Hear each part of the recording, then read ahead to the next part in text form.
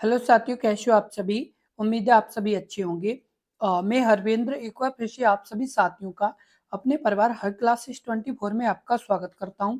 आज बात करेंगे जितने भी अभ्यर्थी जो यूपी होमगार्ड एग्जाम की तैयारी कर रहे हैं उनके लिए ये स्पेशल क्लास रोजाना आपकी शाम 5 बजे आपके अपने यूट्यूब चैनल पर अपलोड कर दी जाती है। तो सभी अभ्यर्थी जो यूपी होमगार्ड एग्जाम की तैयारी कर रहे हैं वो अपनी क्लास ये रोजाना स्पेशल क्लास रोजाना अपने यूट्यूब चैनल पर देख सकते हैं। आपकी इस क्लास में रोजाना आपकी यानी संविधान से संबंधित, उसके अलावा आपकी भूगोल और इतिहास से संबंधित तो रोजाना यानी आपकी ये क्लास अपलोड की जा रही है, जिसमें काफी ज्यादा यानी अच्छे से यानी प्रश्न है और वो सभी प्रश्न है जो आपके एग्जाम में पूछे जाने की ज्यादा संभावना रहेगी। तो आप अपने यूट्यूब चैनल को सब्सक्राइब कर लें और इस वीडियो को पूरा एंड तक जरूर देखें। पहला प्रश्न है आपका, गुप्त काल के दौरान गुप्त सेना के सेनापति को क्या कहा जाता था। ऑप्शन ए अमात्य, ऑप्शन बी महासेनापति, ऑप्शन सी आपका महामात्य, ऑप्शन डी अधिविग्रहक। इस प्रश्न का उत्तर बताएं। इस प्रश्न का उत्तर क्या होगा। तो इस प्रश्न का जो उत्तर सही होगा वो आपका सही होगा ऑप्शन आपका कौन सा, तो बी, यानी कौन सा आपका ऑप्शन बी, वो भी कौन सा, महासेनापति। गुप्त काल के दौरान गुप्त सेना के सेनापति को क्या कहा जाता था, तो आपको महासेनापति कहा जाता था। क्या कहा जाता था, महासेनापति। आपको बता दें कि गुप्त काल में राजा का सेना यानी राजा सेना का सर्वोच्च सेनापति कौन सा, सर्वोच्च सेनापति, सेनापति सर्वोच्च सेनापति होता था। क्या होता था, सर्वोच्च सेनापति होता था। और आपको बता दें राजा के बाद सेना का सर्वोच्च अधिकारी सेनापति होता था। राजा के बाद सेना का सर्वोच्च सेना का सर्वोच्च यानी कौन होता था, तो आपका सेनापति होता था। कौन होता था, सेनापति होता था। तो ये आप अच्छे से ध्यान रखें। आपका अगला प्रश्न, प्रश्न नंबर 2, गुप्त प्रशासन में कौन सा अधिकारी शांति एवं युद्ध मामलों के लिए उत्तरदायी था। ऑप्शन ए महादंड नायक, ऑप्शन बी विषयपति, ऑप्शन सी महाप्रतिहार, ऑप्शन डी संधि विग्रहिका। इस प्रश्न का उत्तर बताएं। इस प्रश्न का उत्तर क्या होगा, तो इस प्रश्न का जो उत्तर सही होगा वो आपका सही होगा कौन सा, तो ऑप्शन आपका सही होगा डी संधि विग्रह का।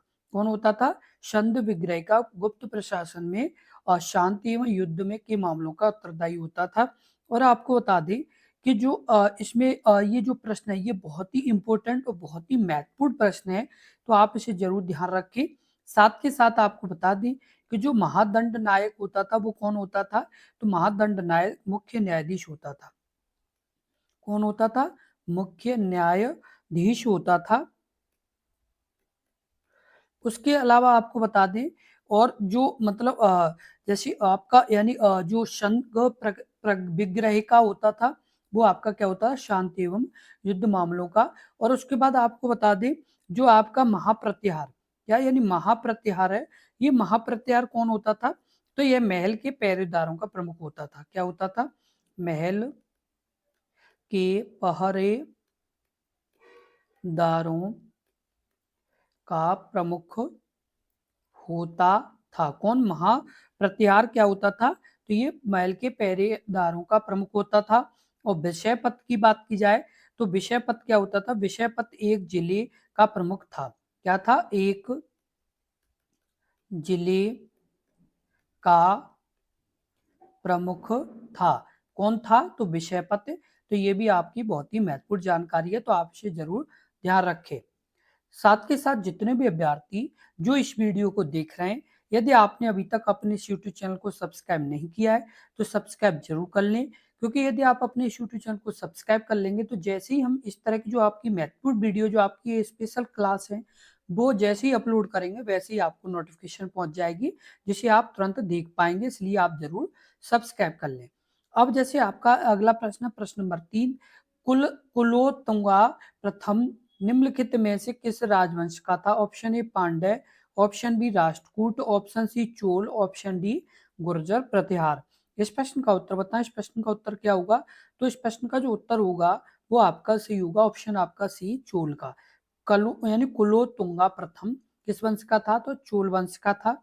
और आपको बता दें कि ये यानी 1070 से 1120, कब 1070 से 1120, 1120 चोल राजवंश के सबसे पराक्रमी शासकों में से एक था। क्या था?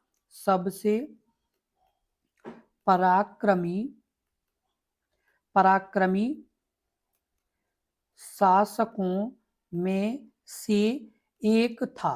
कौन? तो ये यानी जो कुलोत्तुंगा था ये। उसके बाद आपको बता दें कि इसने दक्षिण के चालुक्य नरेश विक्रमादित्य षष्ठ को पराजित किया था। किसे पराजित किया था?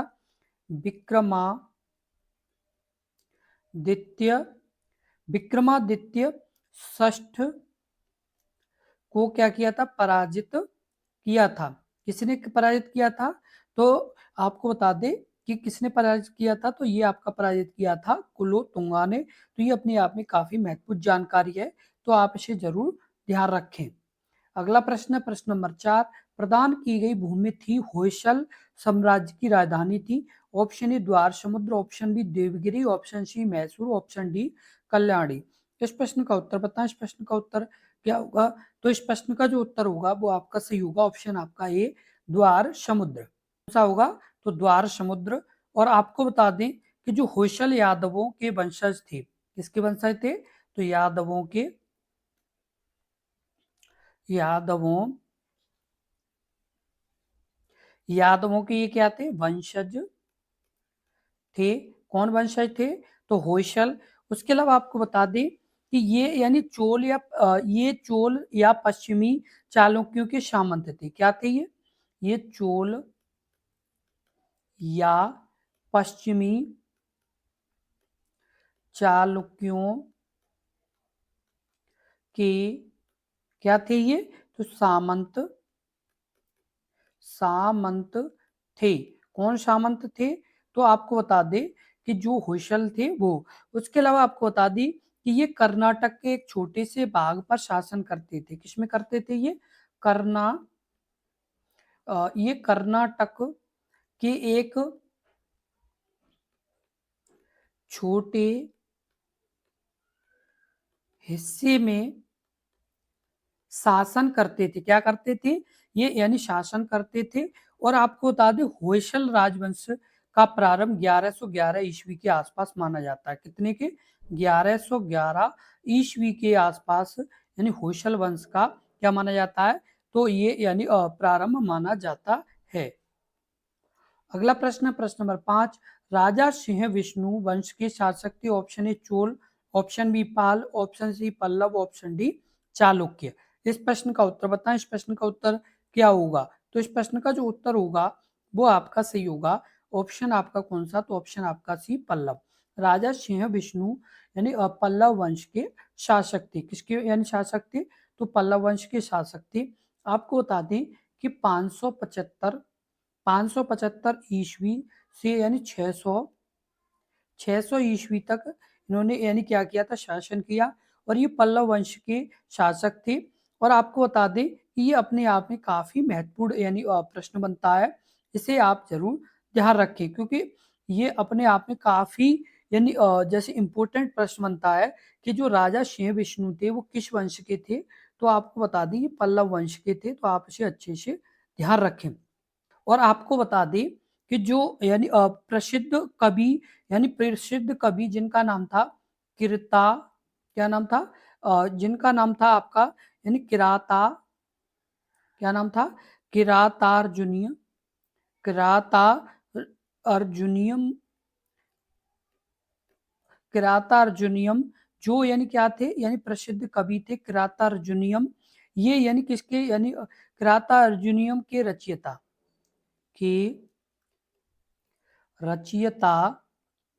भारवे। क्या नाम था? भारवे नाम था। और ये किसके दरबार में थे? तो ये सिंह विष्णु के दरबार में ही थे। जो आपके यहाँ पर राजा सिंह विष्णु है इन्हीं के दरबार में ये भारवे कवि थे। अगला प्रश्न है प्रश्न नंबर 6। चोल राजवंश के अंतिम शासक कौन थे? Option A Rajendra Chola third, option B Kulothunga Chola third, option आपका सी राज चोल, ऑप्शन आपका डी विजयालय चोल। इस प्रश्न का उत्तर बताएं। इस प्रश्न का उत्तर क्या होगा? तो इस प्रश्न का जो उत्तर होगा वो आपका सही होगा ऑप्शन आपका ए, राजेंद्र चोल थर्ड। चोल राजवंश के अंतिम शासक कौन थे? तो राजेंद्र चोल थर्ड थे। और आपको बता दें कि ये यानी जो विजयालय ने 850 में, किसने? विजयालय ने 850 ईस्वी में, कब? 850 ईस्वी में चोल वंश की स्थापना की। किसकी स्थापना की? चोल वंश की स्थापना की थी। कब? तो 850 ईस्वी में। और जिसकी राजधानी तंजौर थी। क्या थी? राजधानी तंजौर थी। क्या राजधानी थी? तंजौर थी। और आपको बता दें कि यह यानी राज्य पेन्नार एवं कावेरी नदियों के बीच पर यानी स्थित था। इस पर यानी पेन्नार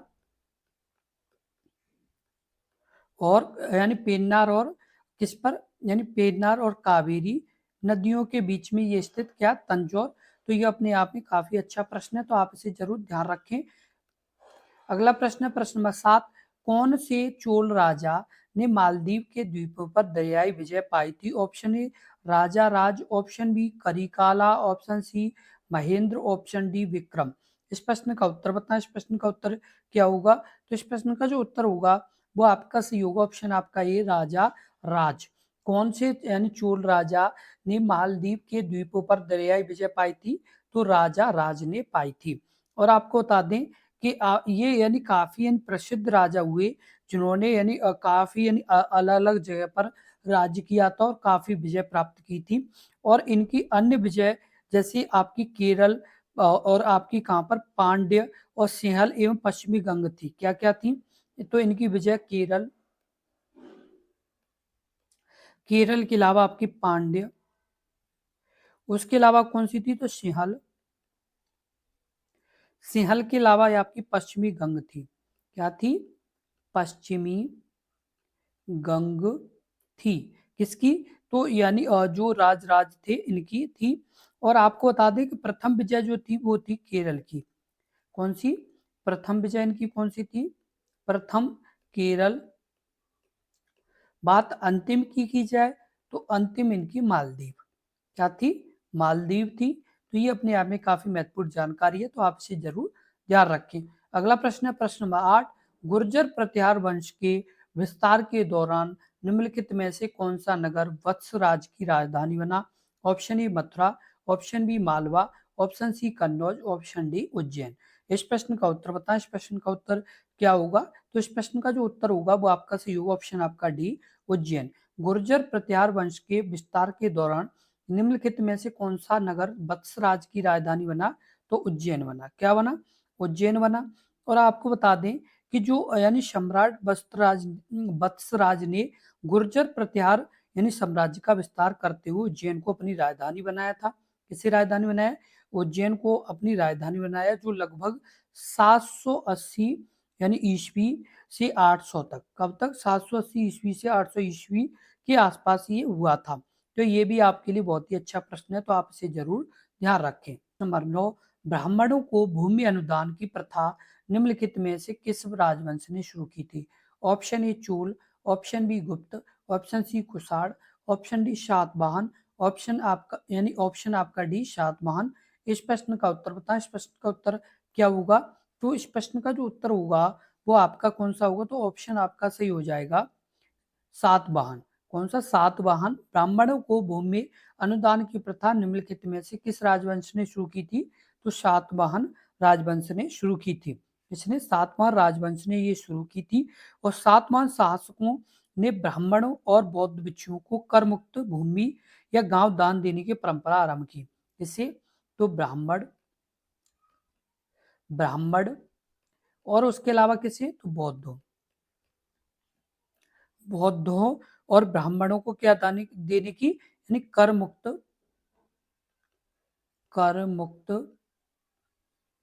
गांव, कर मुक्त गांव या यानी भूमि या क्या? भूमि दान, भूमि दान देने की परंपरा आरंभ की थी। ये किसने की थी? तो सातवाहन वंश ने की थी? तो ये भी आपका काफी अच्छा प्रश्न है, और तो आप इसे अच्छे से ध्यान रखें। साथ के साथ आपको यहाँ पर एक और महत्वपूर्ण बात बता दें कि सातवाहन यानी वंश के यानी शासन में, किसमें, सातवाहन वंश के शासन में, यानी यदि आपसे ये प्रश्न पूछा जाए कि किस वंश के शासन में शीशे के सिक्के चले, तो आपके सातवाहन वंश के शासक में शीशे के सिक्के चलाए गए थे। किसके सिक्के? शीशे के सिक्के चलाए गए थे। तो आप ये ध्यान जरूर रखें। अगला प्रश्न है प्रश्न नंबर 10। पाल शासक मुख्यतः किस धर्म संप्रदाय का महान संरक्षक थे? ऑप्शन ए जैन धर्म, ऑप्शन बी बौद्ध धर्म, ऑप्शन सी आपका वैष्णव संप्रदाय, ऑप्शन डी आपका शैव संप्रदाय। इस प्रश्न का उत्तर बताएं। इस प्रश्न का उत्तर क्या होगा? तो इस प्रश्न का जो उत्तर सही होगा वो आपका सही होगा ऑप्शन आपका बी बौद्ध संप्रदाय। यानी पाल शासक मुख्यतः किस धर्म के संप्रदाय के महान संरक्षक थे? तो बौद्ध थे। बौद्ध के थे। किसके थे? तो बौद्ध के थे। और आपको बता दें कि पाल साम्राज्य की स्थापना किसने की? तो आपकी गोपाल ने। किसकी? यानी गोपाल ने पाल वंश की स्थापना की थी। और ये आपकी यानी करीब 750 ईस्वी में की थी। और पाल वंश का शासन 8वीं शताब्दी से 12वीं शताब्दी तक, कब तक? 8वीं से लेकर के 12वीं शताब्दी तक ये रहा था। और आपको बता दें कि यानी पाल जो महायान बौद्ध धर्म के कट्टर समर्थक थे। किसके थे? पाल महायान बौद्ध धर्म के कट्टर समर्थक थे। क्या थे? कट्टर समर्थक थे। तो आप इसे अच्छे से ध्यान रखें। और आपको बता दें ये प्रश्न आपका कई बार पूछा गया प्रश्न है, तो आप इसे अच्छे से जरूर ध्यान रखें। अगला प्रश्न है प्रश्न नंबर आपका 11। बंगाल के पाल राजा धर्मपाल को निम्नलिखित में से किस राष्ट्रकूट राजा ने हराया था? Option A Govind, third option B Dhruva Dharavarsha, option C आपका कृष्णा, ऑप्शन डी इंद्र। इस प्रश्न का उत्तर बताएं। इस प्रश्न का उत्तर क्या होगा? तो इस प्रश्न का जो उत्तर सही होगा वो आपका सही होगा ऑप्शन आपका कौन सा? तो ऑप्शन आपका सही हो जाएगा बी ध्रुव धारावर्षा ने। किसने? ध्रुव धारावर्षा ने किसे हराया था? तो आपको बता दें, तो आप ये धर्मपाल को हराया था। किसे हराया था? धर्मपाल को हराया था। और आपको बता दें बंगाल का जो पाल वंश का द्वितीय शासक था, क्या था ये? यानी जो आपको बता दें धर्मपाल जो था ये यानी बंगाल का पाल वंश का द्वितीय शासक था। क्या था? द्वितीय शासक था। और आपको बता दें कि ये यानी काफी महत्वपूर्ण जैसे प्रश्न बनता है, जिसमें आपको बता दें त्रिपक्षीय संघर्ष में, इसमें त्रिपक्षीय संघर्ष में त्रिपक्षीय संघर्ष में राष्ट्रकूट और आपको बता दें शासक ध्रुव यानी धारावर्षा एवं प्रतिहार शासक नागभट्ट द्वितीय ने हराया था। किसने हराया? तो आपको बता दें ये आपका यानी ध्रुव धारावर्षा और किसने? नागभट्ट ने। इन्हें किन्हें हराया? तो ये धर्मपाल को हराया था। तो ये अपने आप में काफी अच्छा प्रश्न है, तो आप इसे ध्यान रखें। साथ के साथ आपको ये भी पता होना चाहिए कि जो विक्रमशिला है, जो विक्रमशिला या विक्रमशिला, इसकी स्थापना किसने की थी? तो धर्मपाल ने की थी। जो विक्रमशिला क्या है? ये एक विश्वविद्यालय है। क्या है ये आपका? एक विश्वविद्यालय है, जिसकी स्थापना किसने की थी? तो ये आपकी किसने की थी? तो ये आपकी की थी धर्मपाल ने। तो आप इसे जरूर ध्यान रखें क्योंकि ये आपका प्रश्न पूछा जाता है। ये एक तरह का आपका इम्पोर्टेंट प्रश्न है। ये किस तरह का इम्पोर्टेंट प्रश्न है? साथ के साथ एक और आपको महत्वपूर्ण जानकारी दे दें कि जो भी अभ्यर्थी जो इस वीडियो को देख रहे हैं उन्हें आप अच्छे से बता दें कि आपकी एग्जाम डेट आउट हो चुकी है। आपके एग्जाम में अब केवल 120 दिन का समय बचा हुआ है। कितने दिन का? 120 दिन का समय बचा हुआ है, क्योंकि आपके एग्जाम 25 अप्रैल, 26 अप्रैल और 27 अप्रैल 2026 को होने वाले हैं। तो आपके लिए एक बहुत ही बड़ी यानी महत्वपूर्ण सूचना है। तो आपके पास जो अब ये 120 दिन का समय बचा है, तो आप लगातार अपने यूट्यूब चैनल से ये स्पेशल क्लास रोजाना लें। साथ के साथ आप अपनी यूपी स्पेशल क्लास भी ले, और उसके अलावा जो हम रोजाना करंट अफेयर्स के यानी महत्वपूर्ण टॉपिक्स की वीडियो यानी आपके लिए अपलोड कर रहे हैं, उन्हें भी आप रोजाना देखें, क्योंकि आपकी करंट अफेयर से भी प्रश्न आएंगे और यूपी स्पेशल से भी आएंगे। तो आप यानी प्रॉपर तरीके से उन्हें भी जरूर देखें। अब आपके पास केवल 120 दिन का समय है, और 120 दिनों में यदि आपको तैयारी अच्छी करनी है, यदि आपको अपने यानी एग्जाम में सिलेक्शन लेना है, तो आपको मन लगा के अपनी पढ़ाई करनी होगी। अब आपका अगला प्रश्न है प्रश्न नंबर 12। 9वीं शताब्दी में स्थापित प्रसिद्ध विक्रमशिला विश्वविद्यालय की स्थापना किसने कराई थी? ऑप्शन ए ऑप्शन ए आपका बल्लाल सेन, ऑप्शन आपका B Samanta Sen, option C Dharmapal, option D Gopal. इस प्रश्न का उत्तर बताएं। इस प्रश्न का उत्तर क्या होगा? तो इस प्रश्न का जो उत्तर सही होगा वो आपको बता दे कि ये यानी इस प्रश्न का जो उत्तर सही है वो आपका क्या है, तो आपका ऑप्शन आपका सही हो जाएगा सी धर्मपाल ने। जिसने यानी धर्मपाल ने इसकी स्थापना की थी। और आपको बता दें कि ये जो विश्वविद्यालय जो यानी इस विश्वविद्यालय की स्थापना की थी धर्मपाल ने, जिसे यानी विक्रमशिला विश्वविद्यालय के नाम से जाना जाता है। और आपको बता दें ये आपका है कहाँ पर? तो ये आपका जो विक्रमशिला है, ये विक्रमशिला ये आपका विक्रमशिला कहाँ पर है? तो ये भागलपुर भागलपुर बिहार में है। कहाँ पर है ये? भागलपुर ये बिहार में है। और इसी की स्थापना किसने की थी? तो ये धर्मपाल ने की थी। तो ये भी आपके लिए काफी अच्छा प्रश्न है, तो आप इसे जरूर ध्यान रखें। अगला प्रश्न है प्रश्न नंबर 13। इनमें से कौन सा राजवंश दक्षिण भारत से संबंध नहीं है? Option A Pandya, option B Satavahana, option C Pala, option D Pallava. इस प्रश्न का उत्तर बताएं। इस प्रश्न का उत्तर क्या होगा? तो इस प्रश्न का जो उत्तर होगा वो आपका सही होगा, ऑप्शन आपका पाल वंश। यानी पाल वंश यानी किस जगह से संबंधित नहीं है? तो ये दक्षिण भारत से संबंधित नहीं है। आपको बता दें जो पल्लव यानी जो आपकी यानी वंश है, और आपके यानी कौन कौन से जो महत्वपूर्ण वंश हैं जिनमें, तो आपको बता दें जैसे पांड्य पांड्य सातवाहन, और कौन से आपके यानी ये आपके किससे संबंधित हैं? तो ये आपके संबंधित हैं कौन कौन से? पल्लव, सातवाहन और पांड्य। ये आपके दक्षिण से संबंधित, किससे? दक्षिण से। और जो पाल वंश है ये आपका दक्षिण से संबंधित नहीं है, क्योंकि जबकि पाल जो वंश है ये आपका बंगाल का वंश है। कहाँ का है? बंगाल का वंश है। और जो ये तीनों वंश है ये आपके दक्षिण के वंश हैं। कहाँ के वंश हैं? ये दक्षिण के वंश हैं। तो आप इसे जरूर ध्यान रखें। और आपको एक और महत्वपूर्ण जानकारी दे दें कि पाल वंश की जो राजधानी थी, क्या? पाल वंश की राजधानी पाल वंश की राजधानी क्या थी? तो आपको बता दें मुंगेर थी। क्या थी? मुंगेर थी।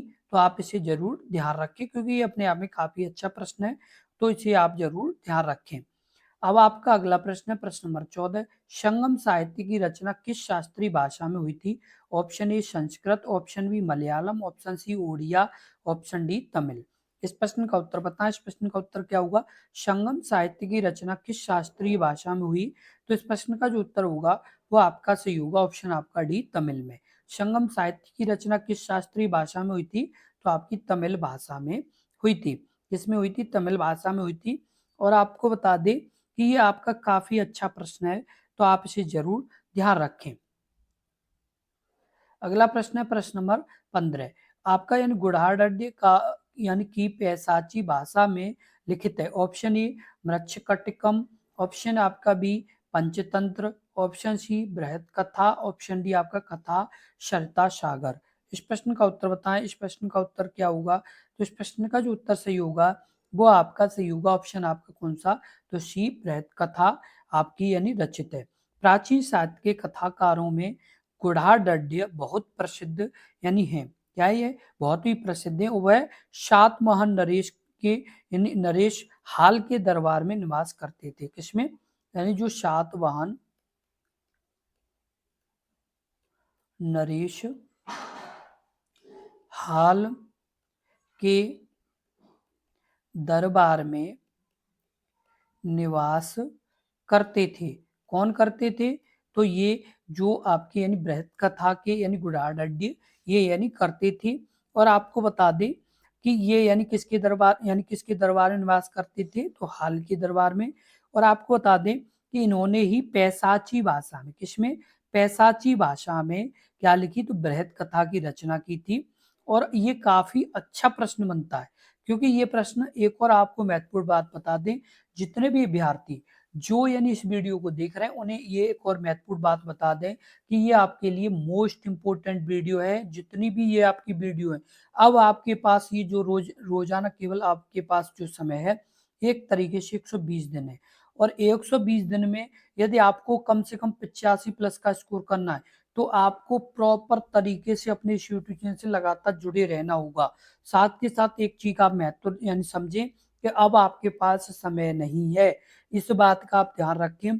यदि आप अपने इस समय को समय नहीं समझेंगे, तो समय भी आपको नहीं समझेगा। यदि आपको अभी यानी सफल बनाना है, तो आपको तैयारी अच्छी करनी होगी। बहुत से ऐसे भी अभ्यर्थी हैं जिनकी आयु बहुत ज्यादा हो चुकी है, केवल आखिरी समय में फॉर्म भर पाए हैं। वो इस बात का ध्यान रखें कि आपका ये मौका अब दोबारा नहीं मिलने वाला। यदि ये मौका मिला है, तो अपनी तैयारी अच्छे से जारी रखें और अपने इंस्टीट्यूशन से लगातार जुड़े रहें। साथ के साथ जो नए अभ्यर्थी हैं, वो ये ध्यान रखें कि ये जो आपकी वैकेंसी इस बार आई हैं, ये अगले 2-3 साल नहीं आने वाली। 2 से 3 साल का समय कम से कम लगने वाला है इन वैकेंसियों को आने में अब। तो अब आप ये मौका आपको भी जल्दी से नहीं मिलने वाला, इसलिए आप तैयारी अच्छे से जारी रखें। अगला प्रश्न है प्रश्न नंबर 16, भारतीय संविधान का कौन सा भाग ऐसे व्यक्तियों की नागरिकता का अधिकार से संबंधित है जो पाकिस्तान से भारत में प्रवास कर चुके हैं। इस प्रश्न का यानी उत्तर क्या होगा, ऑप्शन ए भाग 2, ऑप्शन बी भाग 1, ऑप्शन सी भाग आपका 4, ऑप्शन डी भाग 3। इस प्रश्न का उत्तर बताएं। इस प्रश्न का उत्तर क्या होगा, इस प्रश्न का उत्तर कमेंट बॉक्स में लिखें। इस प्रश्न का उत्तर क्या होगा। साथ के साथ आपको एक और महत्वपूर्ण बात बता दें कि आपकी इस क्लास में ज्यादातर जो सब्जेक्ट्स रहते हैं, वो आपका इतिहास, उसके बाद आपका भूगोल, उसके बाद आपका क्या रहता है, तो उसके बाद आपका संविधान रहता है, और उसके बाद स्टैटिक भी रहता है, और उसके बाद आपकी इकोनॉमिक्स से भी ऐड होने वाली है। ये आपकी क्लास पूरी यानी ऑल ओवर लेके चल रहे हैं, जिसमें आपके करीब 15 प्लस प्रश्न प्रत्येक सब्जेक्ट के रहते हैं, यानी 20-20 प्रश्न का हम टारगेट लेके चल रहे हैं। क्योंकि अभी हमें प्रॉपर बेसिक से आपकी तैयारी करानी है, क्योंकि हमारा ये उद्देश्य है कि अभी कम से कम आपको हम इस तरीके से तैयार कर दें कि आपके पास जो आखिरी समय हो 1 से 2 महीने का, तब आप यानी अच्छे से ज्यादा प्रश्नों को लगाएं, ज्यादा से ज्यादा प्रश्नों को कर पाए। अभी क्या है, आपको जानकारी होना जरूरी है। अभी हम आपके लिए 200 प्रश्न की क्लास ले आए, लेकिन आपको जानकारी नहीं है कहाँ से उन 200 प्रश्नों को करेंगे। इसीलिए हम प्रयास कर रहे हैं कि आपको कुछ महीने या कुछ दिन इस तरीके से तैयारी अभी कराएं कि पहले आपको जानकारी हो। उसके बाद फिर आपके रोजाना 100 प्रश्न की रोजाना क्लास लगेगी, 100 से ज्यादा भी हो सकती, वो आपकी अलग लगेगी। और ये आपकी स्पेशल क्लास रोजाना चलती रहेगी जब तक आपका एग्जाम यानी हो नहीं जाता, तब तक ये रोजाना आपकी क्लास चलती रहेगी। अब आपका इसका प्रश्न का जो उत्तर सही होगा, वो आपका सही होगा ऑप्शन आपका ए सेकंड। कौन सा, ऑप्शन आपका सेकंड सही होगा, यानी ऑप्शन आपका यानी कौन सा भाग है, तो 2 है भाग, जो आपका यानी सही होगा। यानी भाग 2 में क्या है, यह आपका नागरिकता संबंधी आपके प्रावधान है। और आपको बता दें, ये काफी इंपॉर्टेंट और काफी महत्वपूर्ण प्रश्न बनता है। किस तरीके का बनता है, काफी इंपॉर्टेंट और काफी महत्वपूर्ण बनता है। साथ के साथ आपको बता दें कि कुछ जैसे आपके इंपॉर्टेंट भाग है, जैसे कि आपका यानी भाग 1 है, तो भाग 1 में क्या है, संघ एवं उसका राज्य क्षेत्र। क्या है, संघ एवं उसका राज्य क्षेत्र। क्या है ये, यानी संघ एवं उसका राज्य क्षेत्र। अगला आपका कौन सा है, तो अगला आपका है भाग 2। भाग 2 में क्या है, नागरिकता है। भाग 3 की बात की जाए, तो भाग 3 में क्या है, तो भाग 3 में मौलिक अधिकार है, मौलिक अधिकार। भाग 4 की बात की जाए, तो नीति निर्देशक तत्व हैं। क्या है, नीति निर्देशक तत्व हैं। तो आप इसे अच्छे से जरूर ध्यान रखें, क्योंकि ये आपका काफी अच्छा और महत्वपूर्ण प्रश्न बनता है, तो आप इसे जरूर ध्यान रखें। वहीं पर आपके भाग 4 यानी क या ए की बात की जाए तो भाग 4 यानी भाग 4 किसकी क की बात की जाए तो इसमें मौलिक कर्तव्य हैं। क्या है आपके मौलिक कर्तव्य हैं, तो ये भी आप अच्छे से ध्यान रखें, क्योंकि ये भी आपका काफी अच्छा प्रश्न बनता है, तो इसे भी आप जरूर ध्यान रखें। अगला प्रश्न है प्रश्न नंबर 17। संविधान के यानी प्रारंभ होने के बाद से किस अधिनियम से नागरिकता पाने और गंवाने संबंधी प्रावधान है? ऑप्शन ए नागरिकता अधिनियम 1950, ऑप्शन बी नागरिकता अधिनियम 1952, आपका सी नागरिकता अधिनियम 1955, ऑप्शन आपका डी नागरिकता अधिनियम 1954। इस प्रश्न का उत्तर बताएं। इस प्रश्न का उत्तर क्या होगा? तो इस प्रश्न का जो उत्तर सही होगा वो आपका सही होगा कौन सा? तो ऑप्शन आपका सही हो जाएगा नागरिकता अधिनियम 1955। कौन सा? नागरिकता अधिनियम 1955 के द्वारा ही क्या होता है? तो संविधान प्रारंभ होने के बाद से किस अधिनियम से नागरिकता पाने का और गंवाने संबंधी प्रावधान है? तो 1955 के। तो आपको बता दें कि ये भाग 2 में, इसमें भाग 2 में ये आपकी जानकारी दी गई है। और आपको बता दें कि ये किस अनुच्छेद से किससे? तो 5 से 11 तक। कितने? 5 से 11 तक ये आपके यानी अनुच्छेद में है। और आपको बता दें कि भारतीय कानून नागरिकता अधिनियम ये 1955, जिसे नागरिकता संशोधन अधिनियम 1986 और आपका नागरिकता अधिनियम 1992, ये सभी यानी क्या है आपके इम्पोर्टेंट है। आपके यानी अभी तक कई बार यानी संशोधन आपके हो चुके हैं से यानी जैसे 1955 के बाद आपका 1986 में भी आपका संशोधन हुआ था। उसके अलावा आपका यानी अधिनियम आपका जो ये उसका यानी 1992 में भी अलग-अलग यानी डेटों में आपका ये क्या हुआ था? संशोधन हो चुका है। अब आपका अगला प्रश्न है प्रश्न नंबर 18। 25वें संशोधन ने भारतीय संविधान के किस अनुच्छेद में संशोधन करके संपत्ति के अधिकार को हटा दिया था? ऑप्शन आपका ये अनुच्छेद 31, ऑप्शन बी अनुच्छेद 13, ऑप्शन सी अनुच्छेद 33, ऑप्शन डी अनुच्छेद 12। इस प्रश्न का उत्तर बताएं। इस प्रश्न का उत्तर क्या होगा? तो इस प्रश्न का जो उत्तर सही होगा वो आपका क्या होगा? तो ऑप्शन आपका सही हो जाएगा कौन सा? तो ए 31। कौन सा है? यानी 25वें संविधान संशोधन ने भारतीय संविधान के किस अनुच्छेद में संशोधन करके संपत्ति के अधिकार को हटा दिया था? तो अनुच्छेद 31। कौन सा? यानी अनुच्छेद 31 को क्या कर दिया था? यानी हटा दिया था। तो ये भी आपके लिए काफी महत्वपूर्ण जानकारी है, तो आप इसे जरूर ध्यान रखें। आपको बता दें कि जो आपका ये अनुच्छेद 31 है, इसे यानी क्या कर दिया गया था 25वें संविधान संशोधन में, यानी किसी इसे क्या कर दिया गया? तो संपत्ति के अधिकार के यानी मौलिक अधिकार से ये आपका यानी संबंधित था। और साथ के साथ आपको बता दें कि 44वें संविधान संशोधन 44वें संविधान संशोधन संविधान संशोधन 1978 में, कब? 1978 में इसे क्या कर दिया गया? तो इसे संपत्ति के अधिकार को मौलिक अधिकार से हटा करके अनुच्छेद 300 ए के तहत, किसके तहत? ए के तहत, ए के तहत कानूनी अधिकार क्या कर दिया? यानी कानूनी अधिकार बना दिया गया। क्या बना दिया गया? कानूनी अधिकार बना दिया गया। अगला प्रश्न है प्रश्न नंबर 19। शिक्षा के अधिकार को मौलिक अधिकार के रूप में शामिल करने के लिए संविधान के निम्नलिखित में से किस अनुच्छेद में संशोधन किया गया? ऑप्शन ए अनुच्छेद 19, ऑप्शन बी अनुच्छेद 30, ऑप्शन सी अनुच्छेद 21, ऑप्शन डी अनुच्छेद आपका 18। इस प्रश्न का उत्तर बताएं। इस प्रश्न का उत्तर क्या होगा? तो इस प्रश्न का जो उत्तर सही होगा वो आपका सही होगा ऑप्शन आपका यानी सी अनुच्छेद 21। शिक्षा के अधिकार को मौलिक अधिकार के रूप में शामिल करने के लिए संविधान के निम्नलिखित में से किस अनुच्छेद में संशोधन किया गया? तो आपको बता दें कि ये आपका अनुच्छेद 21 में किया गया। कौन सी यानी संशोधन था? तो आपका 86वां संविधान संशोधन। कौन सा? 86वां संविधान संशोधन। और ये हुआ कब? तो ये भी आपको बता दें तो ये आपका 2002 में हुआ। कब हुआ? 2002 में ये हुआ। और इसमें इसके माध्यम से अनुच्छेद 21 से जोड़ा गया। क्या जोड़ा गया? अनुच्छेद 21 ए जोड़ा गया। ये यानी क्या जोड़ा गया? 21 ए जोड़ा गया। तो ये भी आपके लिए बहुत ही महत्वपूर्ण जानकारी है, आप इसे जरूर ध्यान रखें। अगला प्रश्न है प्रश्न नंबर आपका 20।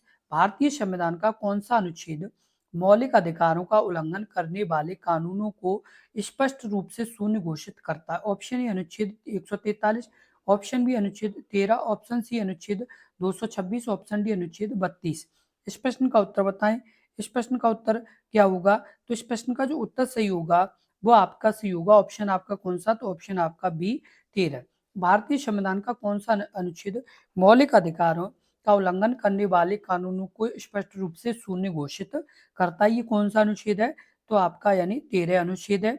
और आपको बता दें यह प्रावधान न्यायिक समीक्षा के सिद्धांत का आधार है। क्या है ये न्यायिक समीक्षा के सिद्धांत का क्या ये आधार है। तो आप इसे अच्छे से ध्यान रखें और ये आपका काफी इंपॉर्टेंट प्रश्न है, तो आप इसे जरूर ध्यान रखें। अगला प्रश्न है प्रश्न नंबर 21। भारतीय संविधान का कौन सा अनुच्छेद धर्म को मानने या आचरण करने और प्रचार करने का अधिकार प्रदान करता है? ऑप्शन ए अनुच्छेद 25, ऑप्शन बी अनुच्छेद 23, ऑप्शन सी अनुच्छेद 24, ऑप्शन डी अनुच्छेद 26। इस प्रश्न का उत्तर बताएं। इस प्रश्न का उत्तर क्या होगा? तो इस प्रश्न का जो उत्तर सही होगा वो आपका सही होगा। ऑप्शन आपका ए अनुच्छेद 25। भारतीय संविधान का कौन सा अनुच्छेद धर्म को मानने, आचरण करने और प्रचार करने का अधिकार प्रदान करता है? तो ये आपका अनुच्छेद 25 है। कौन सा है? तो अनुच्छेद 25 है। भारतीय संविधान ये किसी यानी क्या प्रदान करता है? तो ये धर्म को मानने या आचरण करने और प्रचार करने का अधिकार प्रदान करता है। और आपको बता दें कि जो आपका ये प्रश्न है, जो ये आपका यानी बहुत ही इंपॉर्टेंट प्रश्न है, इसमें एक और बात आपकी की जाती है कि व्यक्तियों को अंतःकरण की स्वतंत्रता और धर्म को स्वतंत्र रूप से मानने का। किसका? एक तो आपका अंतःकरण की स्वतंत्रता। यदि आपसे ये पूछा जाए कि अंतःकरण की स्वतंत्रता किस अनुच्छेद में है, तो आपका इन 25 में अंतःकरण की स्वतंत्रता धर्म को स्वतंत्र रूप से मानने का और आचरण और प्रचार करने का मौलिक अधिकार प्रदान करता है। किसका? प्रचार करने का मौलिक अधिकार प्रदान करता है। तो ये आपका काफी अच्छा और इम्पोर्टेंट प्रश्न है, तो आप इसे जरूर ध्यान रखें। अगला प्रश्न नंबर आपका 22। निम्नलिखित में से कौन सी रिट भारतीय संविधान में उल्लिखित जीवन और व्यक्तिगत स्वतंत्रता के अधिकार की रक्षा करती है? अगला यानी ऑप्शन ए परमादेश, ऑप्शन बी प्रतिषेध, ऑप्शन सी बंदी प्रत्यक्षीकरण, ऑप्शन डी उत्प्रेषण। इस प्रश्न का उत्तर बताएं। इस प्रश्न का उत्तर क्या होगा? इस प्रश्न का जो उत्तर सही होगा वो आपका सही होगा। ऑप्शन आपका कौन सा? तो ऑप्शन आपका सही हो जाएगा सी बंदी प्रत्यक्षीकरण। कौन सी? यानी बंदी प्रत्यक्षीकरण जो भारतीय संविधान में उल्लिखित जीवन और व्यक्तिगत स्वतंत्रता अधिकार की रक्षा करती है। तो कौन सी? बंदी प्रत्यक्षीकरण। और आपको बता दें कि बंदी प्रत्यक्षीकरण एक कानून या रिट है। क्या ये? एक कानून या रिट है जिसका अर्थ है शरीर प्रस्तुत करो। जिसका अर्थ क्या है? जिसका अर्थ है शरीर प्रस्तुत करो। किसका? तो बंदी प्रत्यक्षीकरण का। और आपको बता दें इसका उद्देश्य यह है कि सुनिश्चित करना है कि किसी भी व्यक्ति को गैर कानूनी रूप से हिरासत में न रखना। क्या नहीं करना? गैर कानूनी रूप से हिरासत में न रखना। ये किसका है? तो ये आपका किसका है? तो ये आपका जो ये बंदी प्रत्यक्षीकरण यानी बंदी प्रत्यक्षीकरण रिट है इसका है। साथ के साथ आपको बता दें कि इसे जैसे सर्वोच्च न्यायालय कौन से अनुच्छेद के द्वारा जारी करता है? तो इसे 32 के द्वारा। वहीं पर बात की जाए आपकी उच्च न्यायालय की, जो राज्यों में उच्च न्यायालय है, तो राज्य के उच्च न्यायालय के न्यायाधीश किसके द्वारा करते हैं? तो ये 226 के द्वारा। किसके द्वारा? 226 के द्वारा रिट जारी करते हैं, जो आपकी कौन सी? बंदी प्रत्यक्षीकरण। तो आप इसे जरूर ध्यान रखें।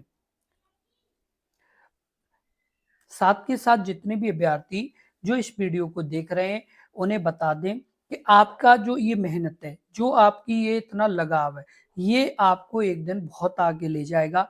आप जैसे यानी योग्य और आपकी जैसे सीरियस यानी जो अभ्यर्थी हैं उन्हें मतलब सफलता जरूर मिलेगी।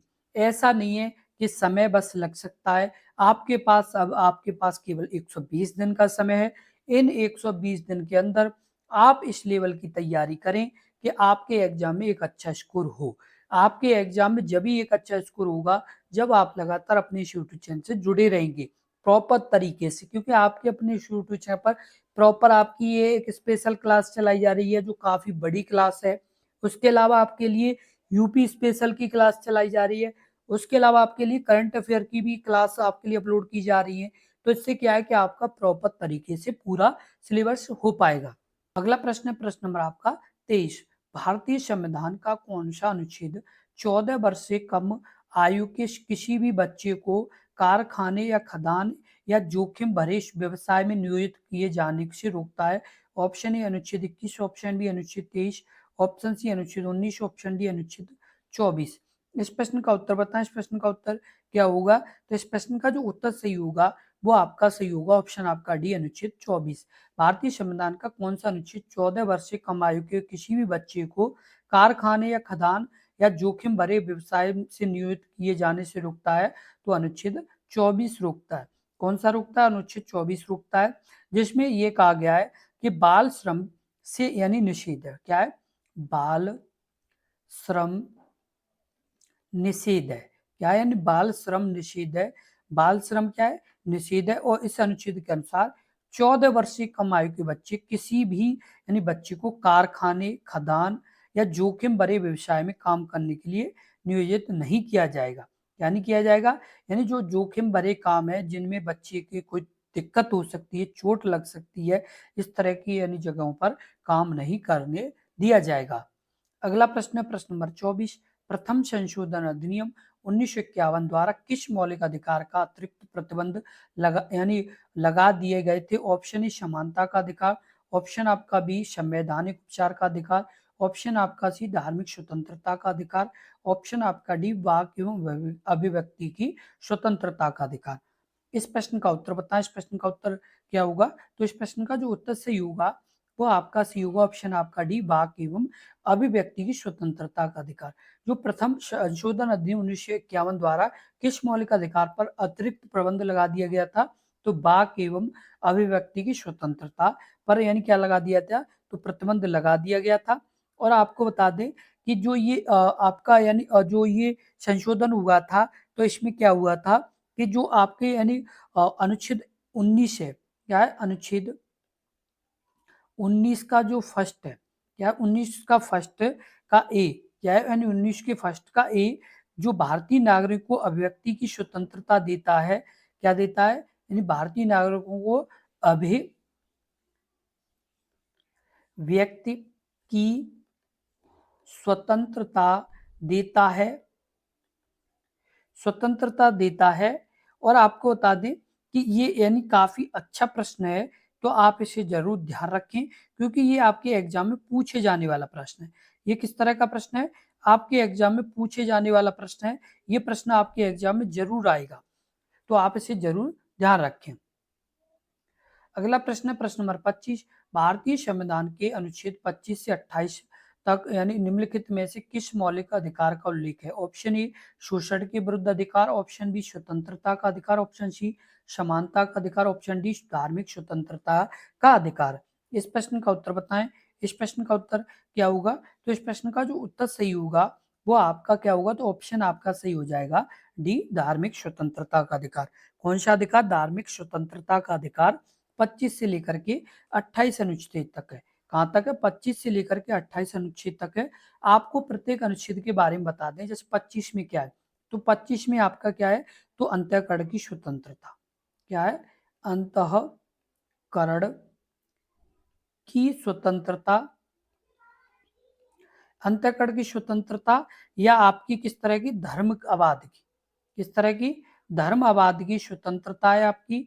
उसके अलावा आपको बता दें जो 26 अनुच्छेद है, कौन सा? 26 अनुच्छेद है। तो 26 में क्या है? धार्मिक मामलों के प्रबंधन की स्वतंत्रता। किसकी? धार्मिक मामलों के प्रबंधन की स्वतंत्रता, ये किस में है? तो ये आपका 26 में है। उसके बाद 27 की बात की जाए तो 27 में क्या है? तो किसी विशेष धर्म के प्रचार के लिए करों के भुगतान की स्वतंत्रता। क्या है? यानी जैसे किसी धर्म के प्रचार प्रचार के लिए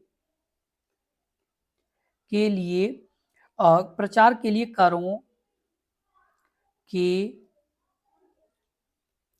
भुगतान, क्या? करों के भुगतान की स्वतंत्रता, की स्वतंत्रता, ये किस में है? तो ये आपके यानी अनुच्छेद 27 में है। बात 28 की जाए तो 28 में क्या है?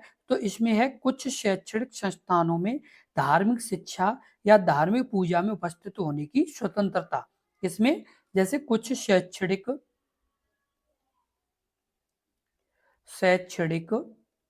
संस्थानों में, इसमें कुछ शैक्षणिक संस्थानों में यानी धार्मिक शिक्षा या यानी पूजा में उपस्थित होने की स्वतंत्रता। अगला प्रश्न है प्रश्न नंबर आपका 26। अनुच्छेद 31 बी को किस प्रकार के कानून की अदालत चुनौतियों से बचाने के लिए पेश किया गया था? ऑप्शन ए कराधान कानून, ऑप्शन बी भाषा संबंधी कानून, ऑप्शन सी भूमि सुधार कानून, ऑप्शन डी पर्यावरणीय कानून। इस प्रश्न का उत्तर बताएं। इस प्रश्न का उत्तर क्या हुआ? तो इस प्रश्न का जो उत्तर सही होगा वो आपका सही होगा ऑप्शन आपका सी भूमि सुधार कानून। कौन सा कानून? भूमि सुधार कानून। अनुच्छेद 31 बी को भूमि सुधार या समाजवादी उद्देश्य वाले कानून को अदालती हस्तक्षेप से बचाने के लिए लाया गया था, जिसे राज्य सामाजिक न्याय सुनिश्चित न कर सके। इसमें क्या था कि जो आपका ये 31 बी में यानी ये जो कानून लाया गया था कौन सा? तो ये आपका भूमि सुधार कानून। इसमें क्या था? जो समाजवादी वाले कानून को अदालती यानी क्या नहीं हो अदालती हस्तक्षेप से बचाने के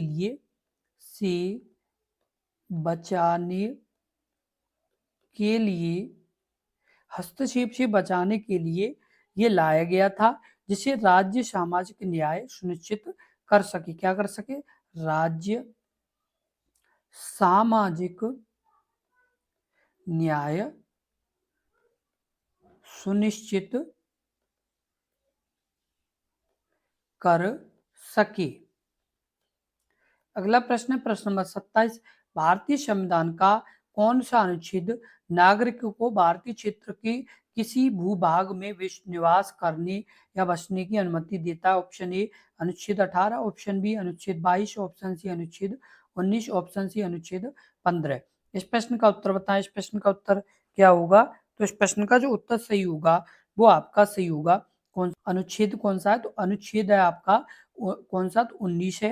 यानी अनुच्छेद 19 में क्या है? तो भारतीय संविधान का जो अनुच्छेद 19 है उसमें नागरिकों को भारतीय क्षेत्र के किसी भूभाग में निवास करने और बसने की क्या है? स्वतंत्रता है। तो आप इसे जरूर ध्यान रखें। अब आपको जो महत्वपूर्ण आपकी जैसे स्वतंत्रता है उनके बारे में आपको बता देते हैं। मुख्य रूप से आपकी कितनी स्वतंत्रता है उनके बारे में बता देते हैं। तो मुख्य रूप से आपकी जो स्वतंत्रताएं हैं वो आपकी कितनी है? तो वो आपकी है 6। कितनी स्वतंत्रताएं? 6 स्वतंत्रता है, जिनमें आपको बता दें पहली स्वतंत्रता कौन सी है? तो पहली आपकी है विचार एवं अभिव्यक्ति की स्वतंत्रता। कौन सी है? विचार एवं अभिव्यक्ति की यानी स्वतंत्रता, ये आप अच्छे से ध्यान रखें। दूसरी कौन सी है?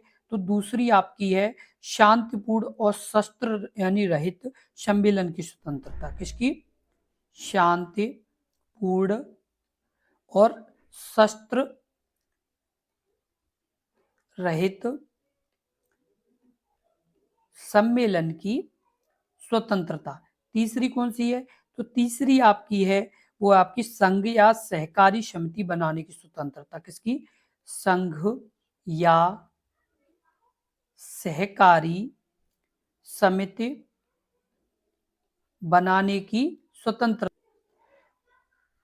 आपकी यानी जो चौथी यानी आपकी स्वतंत्रता है वो आपकी कौन सी है?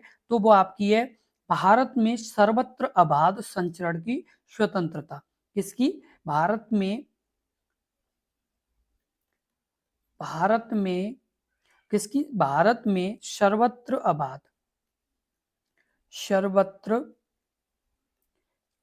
आबाद संचरण की स्वतंत्रता।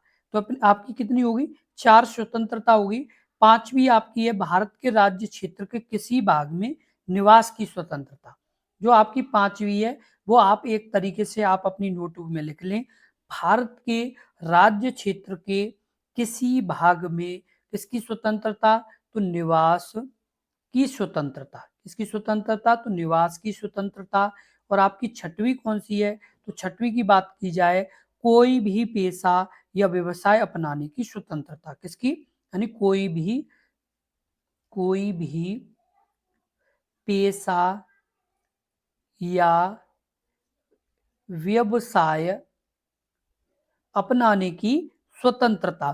कौन सी? तो आपकी ये यानी 6 स्वतंत्रता हो गई। आप अपनी नोटबुक में जरूर लिख लें क्योंकि इनसे आपका प्रश्न पूछा जाता है। इस बात का आप ध्यान रखें क्योंकि ये आपका मोस्ट इम्पोर्टेंट आपका यानी प्रश्न है। इससे संबंधित आपका स्वतंत्रता से संबंधित आपके एग्जाम में प्रश्न पूछे जाने की काफी संभावना रहेगी।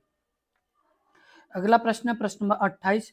भारतीय स्वतंत्रता यानी भारतीय संविधान के किस अनुच्छेद के तहत मौलिक अधिकारों के प्रवर्तन के लिए रिट जारी करने का शक्ति सर्वोच्च न्यायालय में निहित है? ऑप्शन ए अनुच्छेद 131, ऑप्शन बी अनुच्छेद 136, ऑप्शन सी अनुच्छेद 143, ऑप्शन डी अनुच्छेद 32। इस प्रश्न का उत्तर बताएं। इस प्रश्न का उत्तर क्या होगा? तो इस प्रश्न का जो उत्तर होगा वो आपका सही ऑप्शन आपका डी 32। कौन सा? यानी अनुच्छेद 32। अनुच्छेद 32 के तहत यानी सर्वोच्च न्यायालय क्या कर सकते हैं? सर्वोच्च न्यायालय इस रिट को जारी कर सकते हैं। कौन जारी कर सकता है? तो सर्वोच्च न्यायालय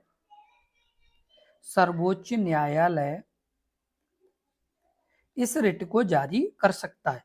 किसे? तो आपको बता दें जो आपकी ये महत्वपूर्ण जो रिट हैं उन्हें कौन जारी कर सकता है? तो सर्वोच्च न्यायालय ही जारी कर सकता है। किस यानी अनुच्छेद के तहत? तो ये आपका जो अनुच्छेद है 32 के तहत इसे जारी कर सकता है। आपको बता दें कि जो आपकी ये जो रिट है इनके बारे में आपको जानकारी दे दें। तो पहली जो रिट है वो आपकी है बंदी प्रत्यक्षीकरण। कौन सी है? बंदी प्रत्यक्षीकरण है। जिसके यानी इसका क्या मतलब होता है? इसका मतलब होता है अवैध हिरासत से मुक्ति। किससे मुक्ति?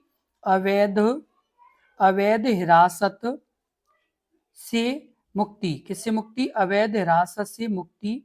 ये किस में है? तो ये आपकी यानी बंदी प्रत्यक्षीकरण। दूसरी रिट कौन सी है? तो दूसरी आपकी परमादेश। कौन सी रिट है? परमादेश है। और परमादेश में क्या होता है? तो परमादेश में होता है आपका सार्वजनिक प्राधिकारी। क्या? यानी सार्वजनिक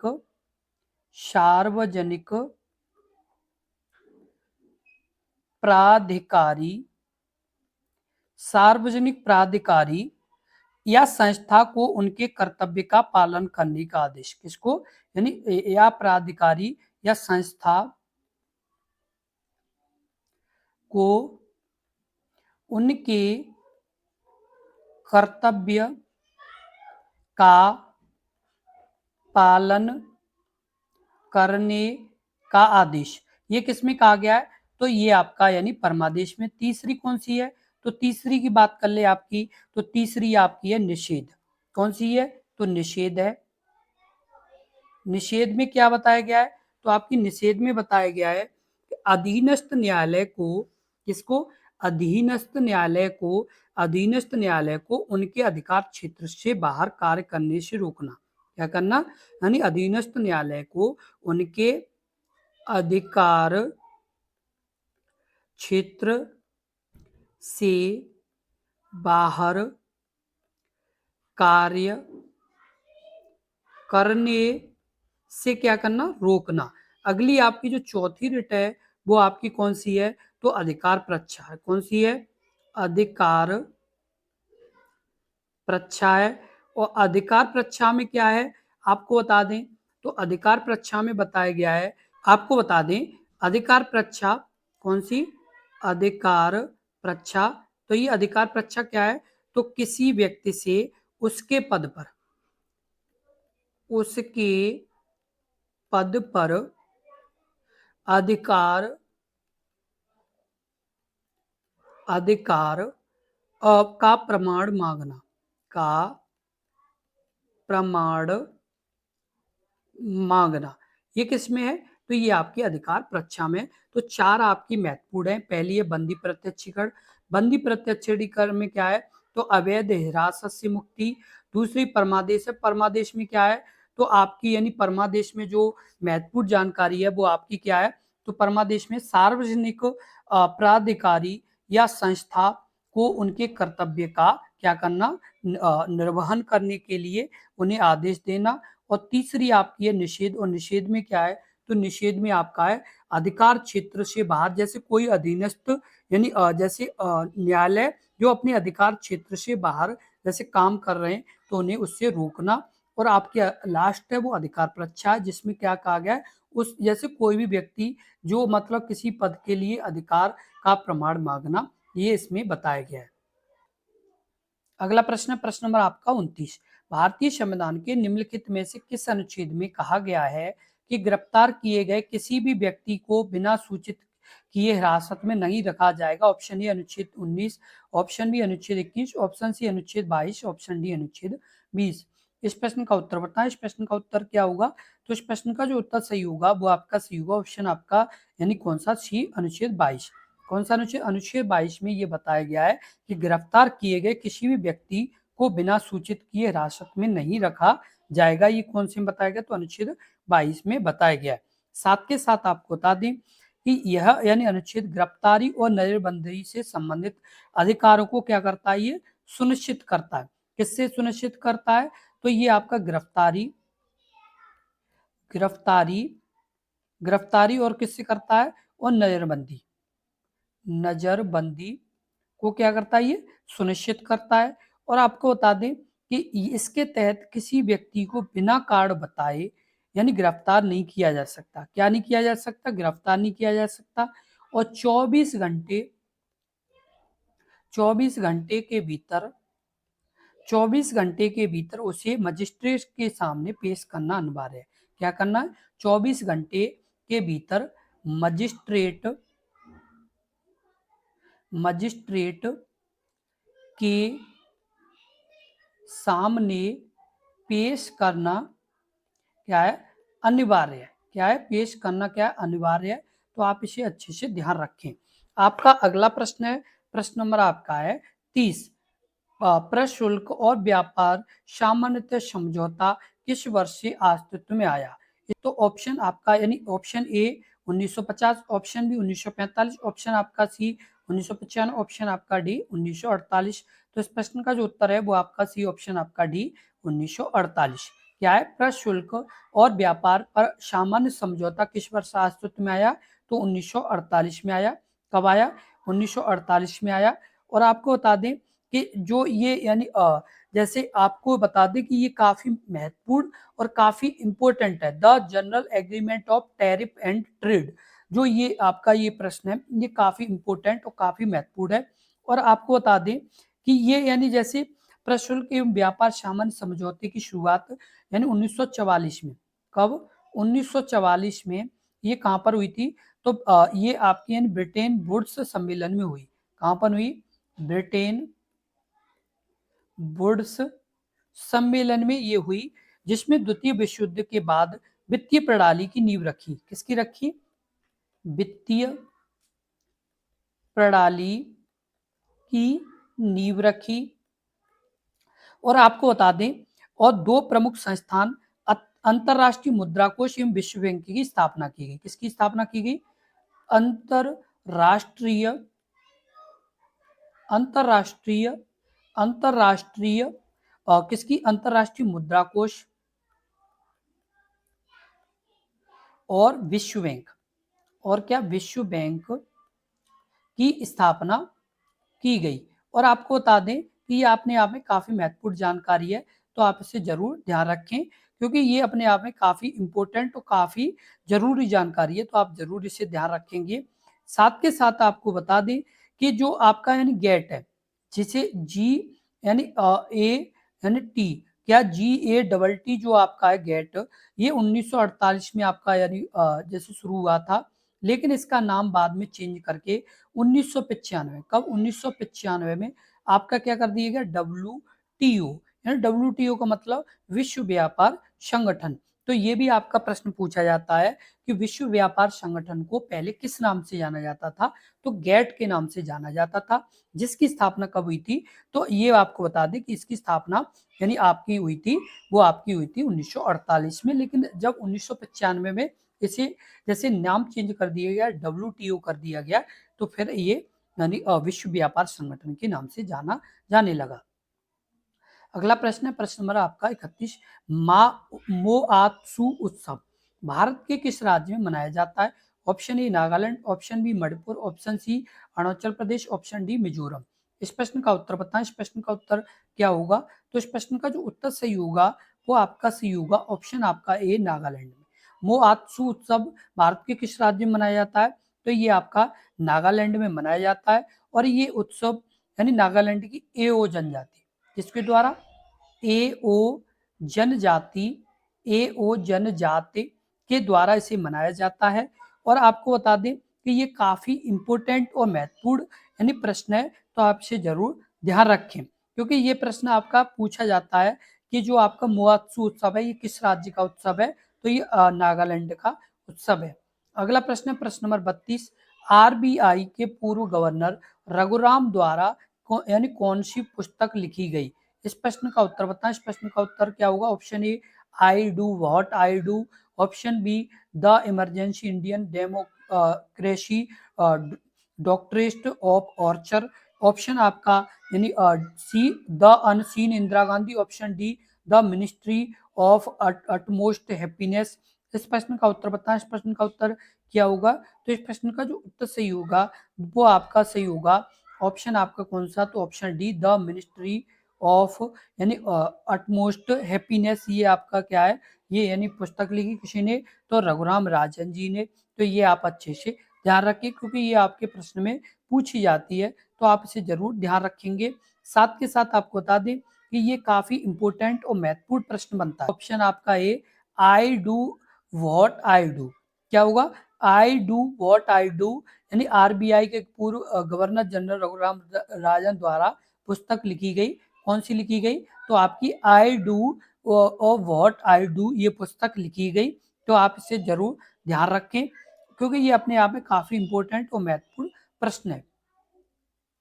अगला प्रश्न है, प्रश्न नंबर आपका 33, फड़ चित्रकला की लोकप्रिय कला यानी जो कला है वो पारंपरिक रूप से निम्नलिखित में से किस भारत राज्य से यानी संबंध है? इस प्रश्न का उत्तर बताएं। ऑप्शन ए आपका Rajasthan, option B Madhya Pradesh, option C Gujarat, option D Maharashtra.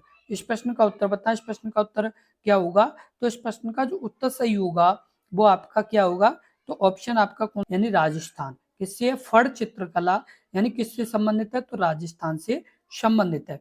और आपको बता दें कि जो यानी ये फड़ चित्रकला ये राजस्थान की एक पारंपरिक लोक कला है, क्या है, यानी पारंपरिक लोक कला है, और यह मुख्य रूप से राजस्थान के भीलवाड़ा क्षेत्र से जुड़ी है। किससे जुड़ी है, भीलवाड़ा क्षेत्र से ये जुड़ी हुई है। किससे जुड़ी है, भीलवाड़ा क्षेत्र से जुड़ी है। और आपको बता दें कि ये आपके यानी बहुत ही इंपॉर्टेंट प्रश्न बनता है, तो आप इसे जरूर ध्यान रखें। साथ के साथ जितने भी अभ्यर्थी जो इस वीडियो को देख रहे हैं उनके लिए ये वीडियो मोस्ट इंपोर्टेंट वीडियो है, मोस्ट इंपोर्टेंट वीडियो है। और साथ के साथ आपको बता दें कि ये वीडियो आपके एग्जाम के लिए बहुत ही जरूरी वीडियो है, क्योंकि ये जो आपका एग्जाम होने वाला है, जो आपका ये एग्जाम होने वाला है वो आपके पास यानी ज्यादा समय नहीं बचा है, तो आप इस चीज का ध्यान रखें। इसलिए अपनी तैयारी बहुत ही अच्छे स्तर से करें। जो भी अभ्यर्थी यूपी होमगार्ड एग्जाम की तैयारी कर रहे हैं उन्हें बता दें कि आपके एग्जाम को अब ज्यादा समय नहीं है, आपकी एग्जाम डेट आउट हो चुकी है, अब आपके पास बहुत ही कम समय है। इस समय का सदुपयोग करते हुए आप अपने एग्जाम की अच्छे से तैयारी करेंगे तो एक अच्छा रिजल्ट लेके आ पाएंगे, और यदि अच्छे से तैयारी नहीं करेंगे तो आपके एग्जाम में एक अच्छा रिजल्ट नहीं आएगा, क्योंकि बहुत से अभ्यर्थी इस एग्जाम की तैयारी कर रहे हैं, इसलिए कंपटीशन बहुत ज्यादा होने वाला है। इस बात का आप ध्यान रखें, इसलिए अपनी तैयारी बहुत ही अच्छे स्तर से जारी रखें और अपने इस यूट्यूब चैनल से जुड़े रहें, क्योंकि यदि आप अपने इस यूट्यूब चैनल से जुड़े रहेंगे तो तो आपके एग्जाम की तैयारी अच्छी हो पाएगी, और यदि आप जुड़े नहीं रहेंगे तो आपके एग्जाम की तैयारी अच्छी नहीं हो पाएगी। इस बात का आप ध्यान रखें। इसलिए आप अपनी तैयारी के लिए बहुत ही अच्छे से यानी मेहनत करें, और साथ के साथ अपने ट्यूशन से जुड़े रहें, क्योंकि ये आपको मौका अभी मिला है, ये आगे यानी मिले या ना मिले, क्योंकि वैकेंसी का कोई पता नहीं कि ये वैकेंसी आपकी कब आएंगी, क्या आएंगी, इसका कोई भरोसा नहीं है। इसलिए अभी आपकी ये वैकेंसी है, तो आप अपनी तैयारी बहुत ही अच्छे स्तर से करें। अगला आपका प्रश्न नंबर आपका 34। 8 नवंबर 2016 को विमुद्रीकरण या डिमोनेटाइजेशन की घोषणा के समय भारतीय रिजर्व बैंक के गवर्नर कौन थे? ये आपका मोस्ट इंपोर्टेंट प्रश्न है। इस तरह का प्रश्न मोस्ट इंपोर्टेंट प्रश्न है, आप इसे ध्यान रखें। Option A Shaktikanta Das, option B Urjit Patel, option C Raghuram Rajan, option D Subba Rao. इस प्रश्न का जो उत्तर है वो आपका सही है। ऑप्शन आपका क्या? तो ऑप्शन आपका बी उर्जित पटेल। कौन थे? उर्जित पटेल थे। और जब विमुद्रीकरण आपका हुआ था, कौन से नोट बंद हुए थे? तो 500 के और 1000 का। किसका? 500 का और 1000 का, ये दोनों यानी नोट क्या हो गए? बंद हो गए थे।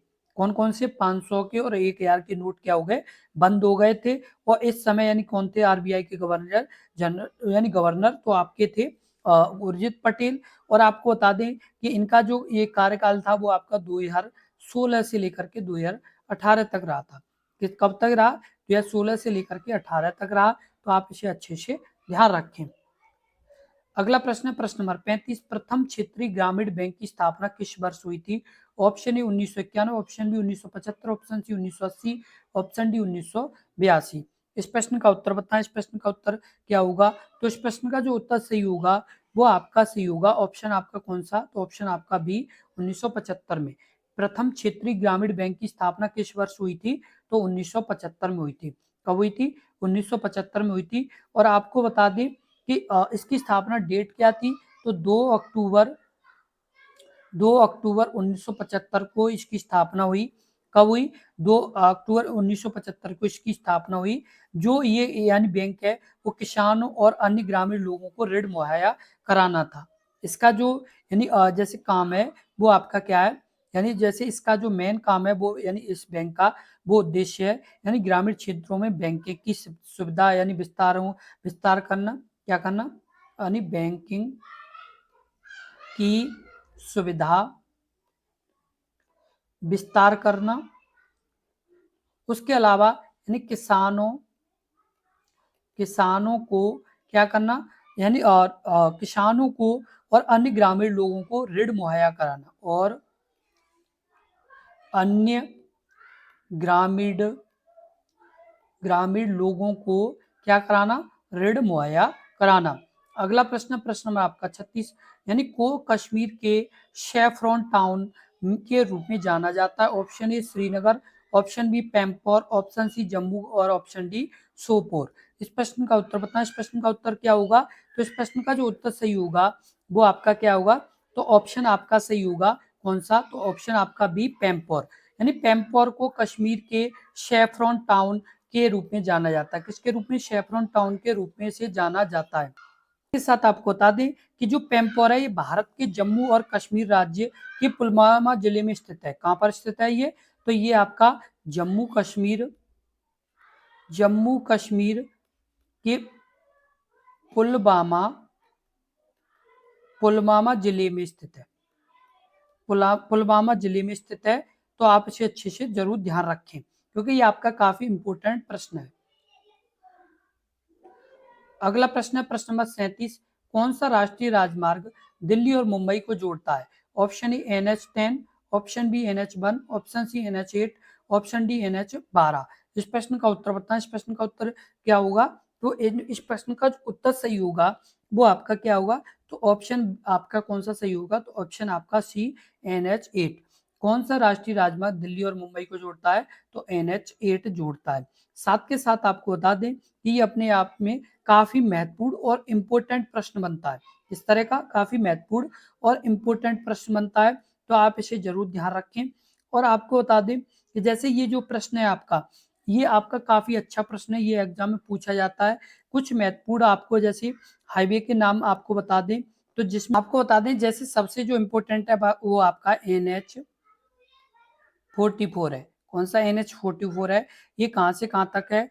तो ये आपका श्रीनगर से कहाँ तक है? तो ये श्रीनगर से आपका कन्याकुमारी तक है। कहाँ तक है? कन्याकुमारी तक है। ये यानी कहाँ तक? कन्याकुमारी तक। और इसकी लंबाई कितनी? 4112 किलोमीटर, 4112 किलोमीटर है ये। उसके बाद आपका एक और महत्वपूर्ण है जो आपका यानी कौन सा है? तो आपका है यानी NH48। कौन सा? NH48 है। और NH48 है, ये आपका कहाँ से कहाँ तक है? तो ये दिल्ली से चेन्नई तक है। कहाँ तक है ये आपका? तो दिल्ली से आपका चेन्नई तक है। उसके बाद आपको बता दें कि और भी जैसे महत्वपूर्ण है आपके, तो जैसे NH19। कौन सा? NH आपका 19 है। NH19 एक ऐतिहासिक ग्रैंड ट्रक रोड का एक हिस्सा है और ये दिल्ली और कोलकाता, क्या? दिल्ली से कोलकाता, ये आपका कहाँ से कहाँ तक? दिल्ली से कोलकाता तक। तो ये आपका यानी प्रमुख काफी अच्छा प्रश्न है, तो आप इसे जरूर ध्यान रखें। और साथ के साथ जो आपका NH27 है, कौन सा? NH आपका 27 है, ये कहाँ से कहाँ तक है? तो ये आपका NH27 है, ये आपका पोरबंदर गुजरात से, कहाँ से? पोरबंदर यानी गुजरात से ये कहाँ तक है? सिलचर यानी कहाँ तक? तो असम तक है। असम तक है। इसकी लंबाई कितनी है? तो आपकी 3507 किलोमीटर। कितना? 3507 किलोमीटर है। तो आप इसे जरूर ध्यान रखें क्योंकि ये आपका काफी अच्छा प्रश्न है। अब आपका अगला प्रश्न है, प्रश्न नंबर आपका 38।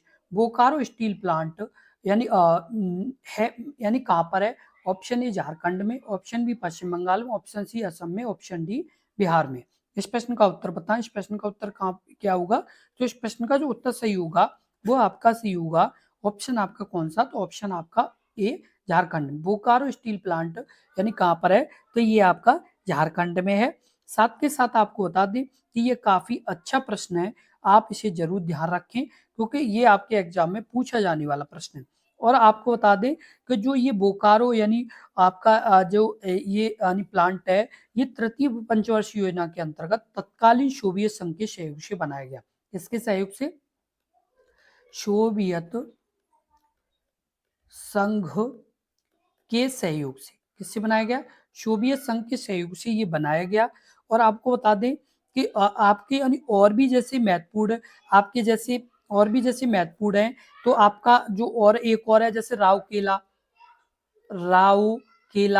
तो राउकेला कहाँ पर है? तो ये आपका उड़ीसा में है। ये किसके सहयोग से बनाया गया? तो राउकेला यानी जो सहयोग से बनाया गया, ये किसके बनाया गया?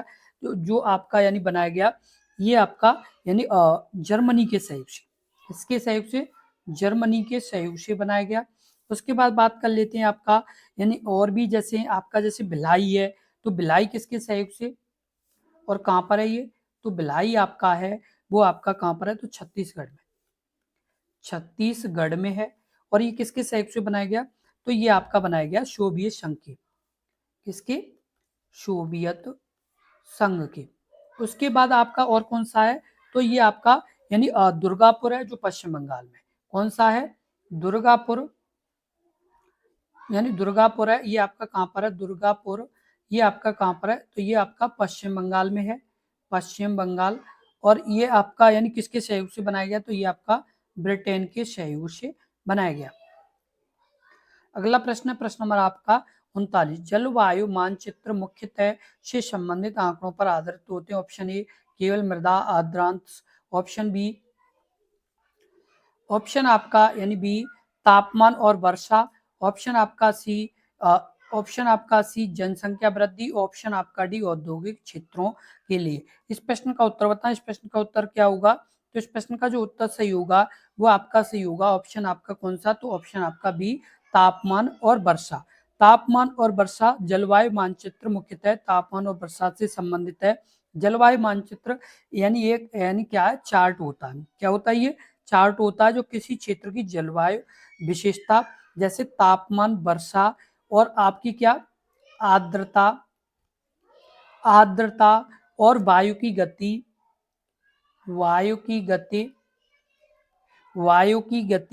और क्या यानी आपकी दिशा और वायुमंडलीय दाब के मासिक या औसतन को भौगोलिक वितरण दर्शाते हैं। क्या दर्शाते हैं ये?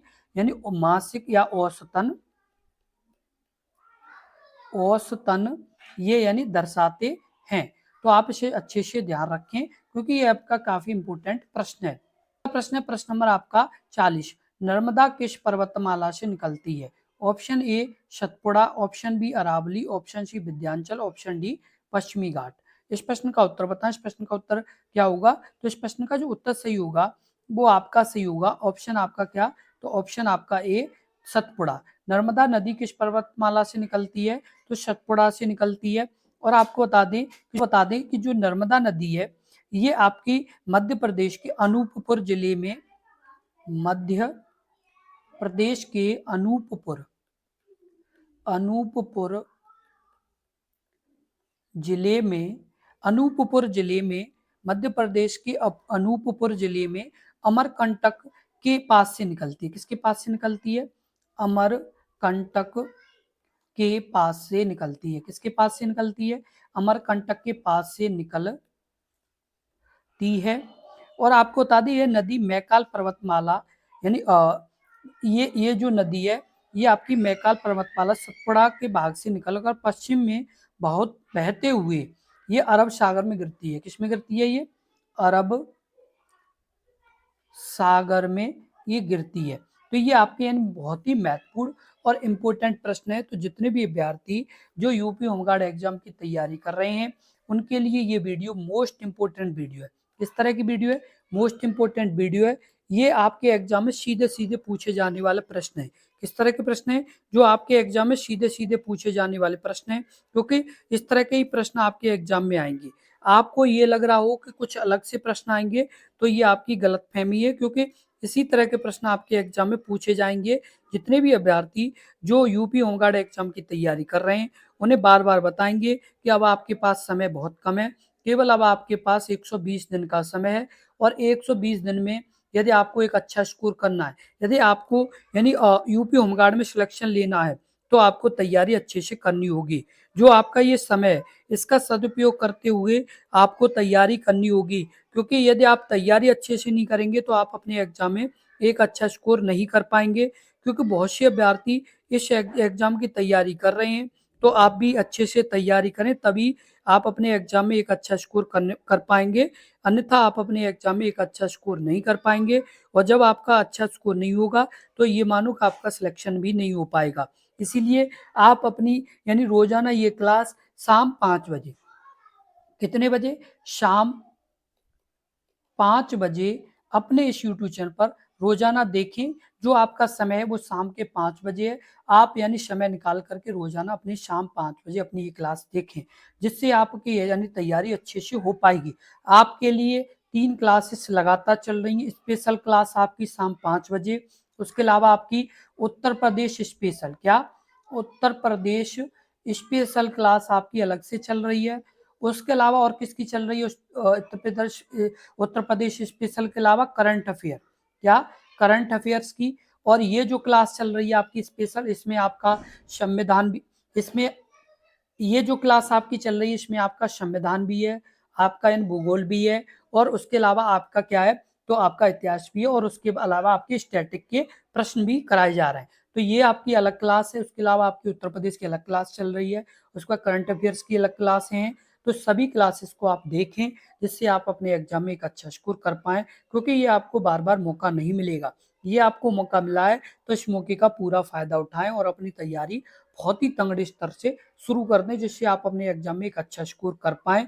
अब आपके पास समय बहुत कम है, क्योंकि समय का यानी आपने ये सदुपयोग कर लिया तो जो आपकी परेशानी, जो आपके साथ प्रॉब्लम चल रही वो सब यानी खत्म हो जाएगी यदि आप इसमें सिलेक्ट हो गए। तो इसलिए आप अपने आप को संभालिए और अपनी तैयारी तगड़े स्तर से कीजिए, जिससे आप अपने इस एग्जाम में अच्छा स्कोर कर सकें और आप अपनी यानी जॉब ले सकें। आपके साथ हम 24 घंटे सातों दिन हैं, आपके साथ हम 24 घंटे सातों दिन मेहनत करने को तैयार हैं। आपके लिए हमने हाल ही में टेलीग्राम चैनल, व्हाट्सएप चैनल भी बना लिए, जिससे यानी उनके लिंक आपकी इस वीडियो के डिस्क्रिप्शन में दे दिए, तो आप उन्हें जाकर के ज्वाइन कर लें, जिससे हम आपको पीडीएफ और नोट्स भी भेज पाएँ।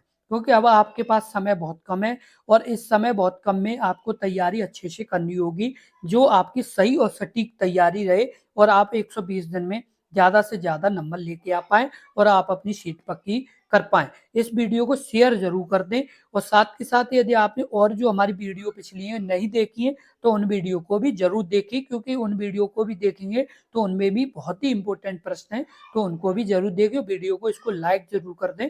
धन्यवाद।